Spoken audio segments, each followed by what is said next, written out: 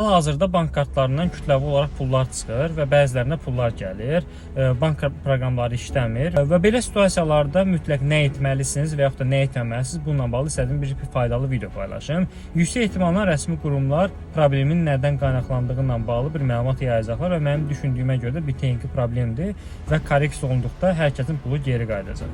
Amma belə situasiyalarda siz 3 dənə qızıl qaydanı sizdən paylaşacağım. Nə etməlisiniz və yaxud da nə etməməlisiniz. Kart-to-kart əməliyyatları etməyin heç bir halda. Çünki belə olduğu halda sizin pulunuz havada qala bilər. Daha sonra supporta yazarsınız, vaxt itkisi olacaq, əsəbləriniz pozulacaq. Buna görə çalışın ki, bu müddət ərzində kart-to-kart əməliyyatları eləməyəsiniz. İkinci məsələ, əgər sizin kartınıza pul gəlibsə, dərhal sevinməyin. Pul gəlibsə, yüksək ehtimaldır ki, bir texniki məsələdir. Siz əgər o pulu dərhal istifadə eləsəniz, xərcləsəniz və ya da çıxarsanız, daha sonra korreksiya olduqdan sonra sizin balansınız mənfiyə düşəcək. Buna görə də onu ödəmək məcburiyyətində qalarsınız.